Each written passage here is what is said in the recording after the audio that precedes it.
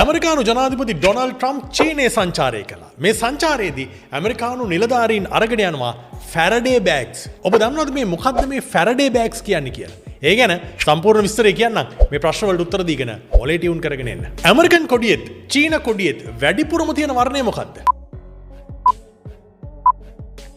රතු පාට. රතු පාට වැඩිපුරම තියෙන්නේ ඒ කොඩි දෙකෙන් මොන කොඩියද? චීන කොඩිය. චීනයේ භාවිතා කරන මුදල් ඒකකය තමයි යුවාන්. ජාත්‍යන්තර වෙළඳාමේ වැඩිපුරම පාවිච්චි කරන මුදල් වර්ගය මොකක්ද? American dollar. ඩොලර් 100 නෝට්ටුවේ ඉන්න විද්‍යාඥයා තමයි බෙන්ජමින් ෆ්‍රැන්ක්ලින්. ඔහු අකුණු ගැන පරීක්ෂා කරන්න අහසට යවුවේ මොකක්ද? සරුංගලයක්. ඒ සරුංගලේ නූලේ අග ගැට ගහලා තිබුණා මොකද්ද?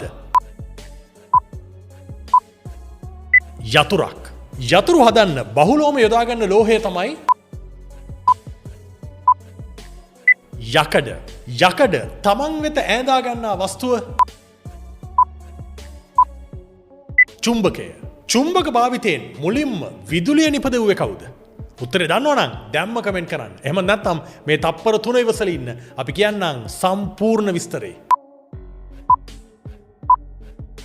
චුම්බක භාවිතයෙන් විදුලිය නිපදවීමේ ක්‍රියාවලිය 1831 දී එංගලන්තයේ මයිකල් ෆැරඩේ වගේම ඇමරිකාවේ ජෝසප් හෙන්රි කියන විද්‍යාඥයින් වෙන වෙනම ස්වාධීනව හොයාගන්නවා.